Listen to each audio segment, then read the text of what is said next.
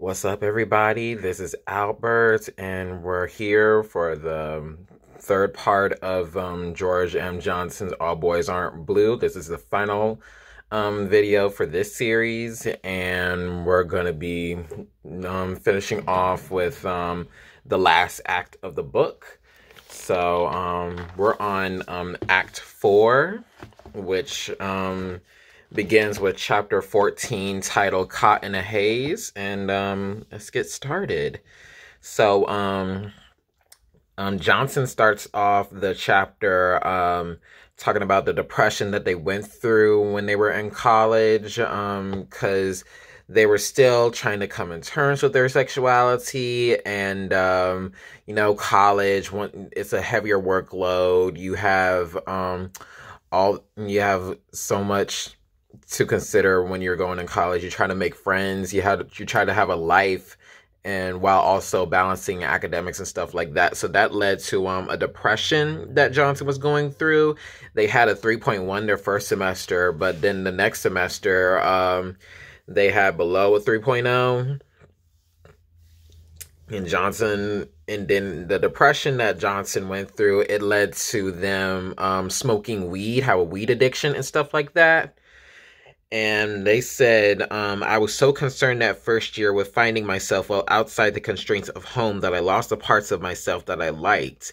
Because they had like all these expectations of what they wanted in their first year of college, like first year getting alcohol and stuff like that. So all of that led to a depression that is pretty normal with college students, especially when you have to deal with not even just your physical health, but your mental health, with not with just with academics, but with life in general, and seeing where your life is going. And they said when they talked about the purple haze when they were getting weed, and that led to like the title, one of the reasons that led to the title of this chapter. And they called their mom and said that they were coming home, and then their mom was pretty much putting their foot down and saying, you got to do something about your life. Like, you can't just quit just like that. Like, you come so far from where you've been when you were 5 years old, and here you are making strides and going to college. So that motivated Johnson to do some soul searching, but also trying to do something to combat the addiction, because they went back to school their second year and tried to make life better and stuff like that. So they realized that they were using the weed as a coping mechanism and tried to do some sort of escapism for life. So a way to combat that, and there's no therapy and stuff like that because mental health was still taboo in the Black community. So they tried to do something that would be productive, at least. So they tried to apply for jobs. They worked at Ruby Tuesdays and stuff like that, and try to give them like some sort of purpose when they were pretty much trying to get rid of the depression. And they said it was this moment in their college career. They were watching Delta Sigma Theta Incorporated Probate, and for those who know, Delta Sigma Theta Incorporated is a Black sorority and part of the Divine Nine, which is all the most notable Black fraternities and sororities. And Johnson was talking about how much they were impressed by the formation of the Deltas, and like that energy, that attention that they had when they were taking over the campus. Because for those who don't know, it's like campus royalty when you join Greek life and stuff like that. Like, they have their own funds, and when you go into these organizations, there's a wide variety of networking that you can do, and you can make connections, and you can build long-lasting relationships in those organizations. So that motivated Johnson to join an organization to seek brotherhood and stuff like that, and they got interested in Alpha Phi Alpha Fraternity Incorporated because one of their friends was a member. So they went to the friend, talked about how much they're interested, and there's all these things that people that want to join Greek life, they go through this initiation process, and it looks so different for so many people. And they eventually got this phone call, and Johnson was wondering who's calling me, so they answered. And apparently it was someone who might be a line, who was probably going to be a line brother.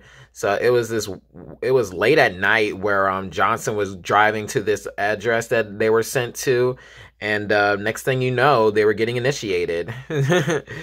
So yeah, pretty much talking about the process and what type of things they had to do when they get initiated, like knowing the history of Alpha Phi Alpha and the specific chapter that they're on, and all this stuff you have to know in order to be considered a brother and a member.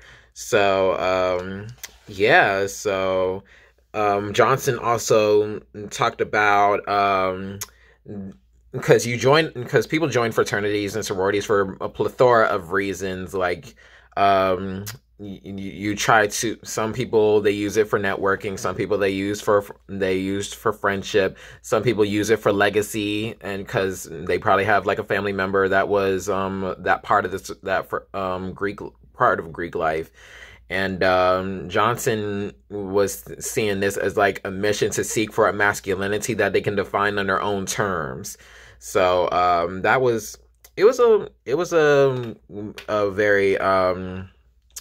a challenge that they had to go through, but it was also something that they would do it again if they can, because if you, and it's known that that hazing and stuff like that happens in Greek organizations, and that also led to the title of the chapter. But Johnson, I think, wasn't talking about like the hazing, like the brutality and the violence that happens when people join an initiation, but pretty much talking about just the challenges and stuff like that, being a queer, being someone who is still coming to terms with their sexuality, and still trying to find for a masculinity that fits for them and not with the masculinity that society deems as acceptable. So, and Johnson was able to achieve that once they got to their own probate and got through the burning sands, and have some pride and stuff like that, knowing that they're worthy of being in the table, and worthy of just being seen, because that's what impressed them when they saw the Delta probate. And even there was this moment where Johnson got a phone call when they were being initiated, and it was an older member of the chapter, so it was someone who graduated like years prior to this moment, and they put the brother on speakerphone, and the older brother said this: "I heard you were a gay. We don't allow that F word mess in our chapter." And Johnson responded, "I'm not gay, big brother, and I understand." And it was a moment. It was very emotional because Johnson said, "I'm so tired of being called that," because they know, because when you went through the rest of the book and how far they came, and having to navigate the world, knowing that they were different, and they were still trying to understand their sexuality, it was very emotional, that moment right there. And one of their line brothers came over, and the other line brothers came over to hug George and lets them know that they're there for George whenever, and they were there through thick and thin. And that was the brotherhood that I know Johnson was looking for. And next thing you know, it just so happens like Johnson was very fortunate to have other people that are queer like not even just their family members, but some of their line brothers were queer. So that gave them a space of solace that made them know that they're seen and they're heard and they're not alone. And Johnson recognized when joining the fraternity, said that I wasn't there to be just as good. I was there to prove I was much better. So not just showing that you're worthy, but that you can make people learn. You can educate people on things, and you can learn from others. Like this, like the organization helps you with your growth and development. And Johnson said that I'm competing against myself. This is a battle within myself, and I'm gonna win eventually. And that's and I think that's pretty much the journey that was going when they were going through the initiation. And let me see. Yeah, at the end of the chapter, they said, I went into all chasing masculinity. I came out realizing that there was nothing for me to chase, that the only thing left for me to do was to be this person, but in my full truth. So being in the alpha chapter, instead of just being this black macho image that's being portrayed and acceptable in spaces, they realized that that's not the case when they were going through in this initiation process and during the probate, they realized that they just can't hide anymore. So that helped them being more comfortable in their sexuality. They still weren't out, but they were being more comfortable with themselves and comfortable with the masculinity that they found fits them and they can identify with and have an affinity with. And yeah, so that was the end of chapter 14. So now we're on chapter 15. So chapter 15 was titled Losing My Virginity Twice. So Johnson began with talking about the sex education that they were learning in school and how ineffective it was. Like some of the things they learned in sex education were, it was just simply stuff like a banana and put a condom over it. And others, they learned about like STIs, like chlamydia, gonorrhea, and HIV, but they don't learn like what would happen if you happen to have those diseases and what you can do to take care of yourself. But because of some stuff like the stigma that was surrounding HIV and AIDS and the neglect and the fact that it was affecting primarily Black LGBTQ plus communities, there was negligence by the government and there was a lack of funding and there was a lack of funding for research for it, that schools weren't talking about it. So you can literally talk about how society has all these messages and how homophobia can affect public policy and stuff like that. And they only learned about cisgendered heterosexual sex. So that explains the reason why Johnson was going through this certain gender dysphoria, because they feel like they knew they were different because they had this attraction with boys, but they feel like they can only be because of the world in the heteronormativity. They feel like they can only have sex and attraction with boys if they were themselves a girl, like they explained earlier. And that also get into why the title why the title of the book is All Boys Aren't Blue, because blue is deemed the color for if a boy is being born during a pregnancy, and blue is seen like the masculine color instead of pink and stuff like that. So that and Johnson's saying like blue is just a color, and we're just letting society socialize in these roles where not everyone can fit in those certain roles. So that's pretty much the drive for this memoir too. And the only sex education that they understand that queer people can have sex was through pornography and HBO. So shows like Real Sex and it was another show on HBO that pretty much that's pretty much the only education that Johnson got, and it was only through pornography and stuff that are visual. So to pretty much talk about the lack of education through the public education, the US education system about sex. And yeah, it literally, it was taking matters into their own hands. And another way they learned through sexuality was when their encounters was the the the abuse that they suffered from Thomas, their cousin, and Boys Will Be Boys chapter, and that other boy, when Johnson was in school, in primary education, they were going to the bathroom, and the urinals and stuff like that in men's bathrooms, and there was this boy that just came over to Johnson when he was peeing, and they just covered their genitals and grabbed them, so they were sexually harassed by this boy. And pretty much talk about the violence that down low and closeted guys perpetrate to people that are more in tune with their femininity, and how pretty much how heteronormativity led to down low and closeted guys have all put this violence on people that are feminine and more proud with their gender expressions. And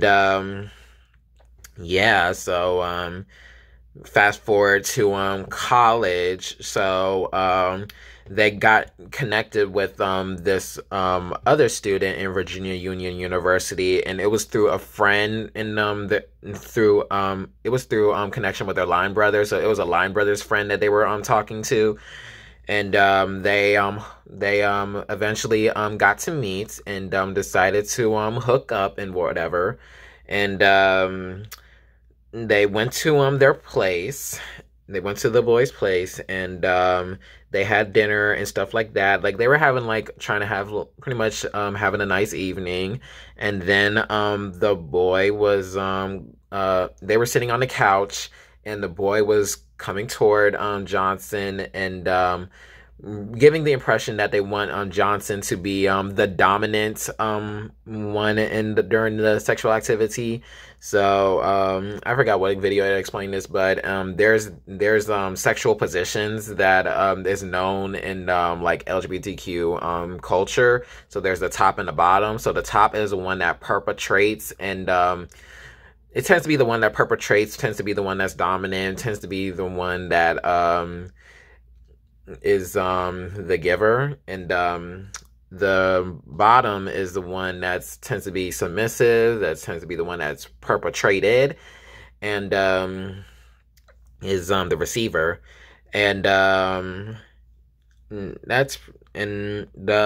Johnson was pretty much talking about the experience and stuff like that.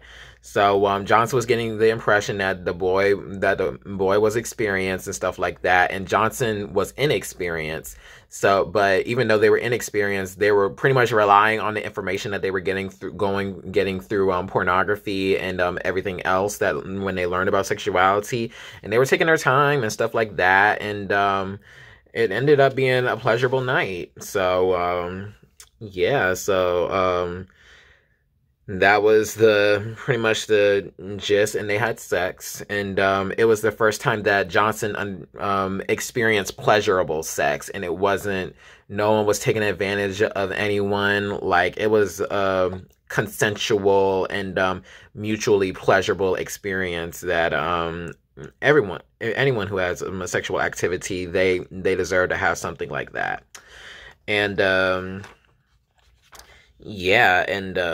that was the end of that experience. So Johnson was getting all these ideas and learning more about themselves after that activity. Like, they were masturbating, they were understanding what gives them pleasure. They're trying to have some sexual curiosity and sexual exploration within themselves, and wonder and ask themselves, because they were wondering, like, all these labels and stuff like that. Do they want to be the top for the every other encounter? So they decided to try bottoming with another person. So they got to another relationship with this guy, and he was the top, and Johnson was the bottom.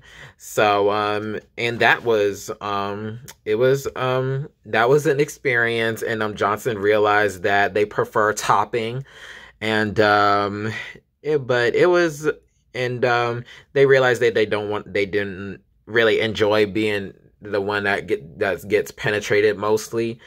And I think that's what all sexual activity should be around. You should try things, and if you don't like it, you don't have to do it, and do what makes you comfortable. It should be something that makes anyone enjoy the experience, and it shouldn't have to be painful. And yeah, that was pretty much the gist of that, and pretty much talked about even with this experience, they were more prepared for stuff like that. So they were getting tested for HIV and AIDS and all that stuff. Like they were being responsible with all that, and all of this was done safely and stuff like that. So Johnson was very lucky, like very fortunate to be smart about these experiences and know that anything can happen. If whatever happens, but it ended up being moments where they got to explore, and they got to test, and they got something that they needed out of it, and they learned more about themselves. And yeah, this quote, they said, we suppress who we are during those early formative years when we should be learning and growing beside our straight peers and within the safety and support of our families.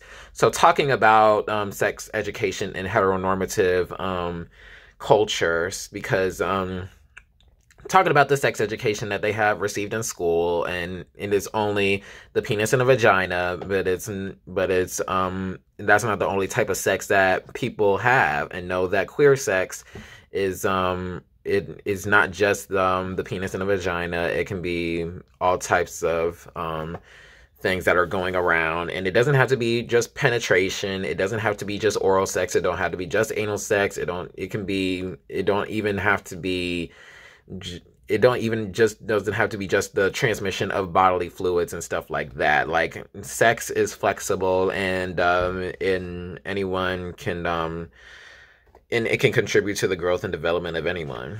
And that was it for that chapter.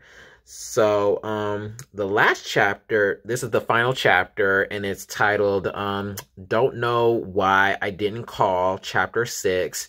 So this was in tribute to their line brother Kenny, and they had such a wonderful relationship, and it was like the first time that Johnson experienced death to someone that's so close to them that much, that's not a family member. And Johnson was the president of the Alpha Phi Alpha chapter that they were in for Virginia Union. But yeah, so pretty much try to remember Kenny, and he was a dear friend. Was the first straight person that Johnson came out to, and accepted Johnson, and pretty much know that he got their back and stuff like that.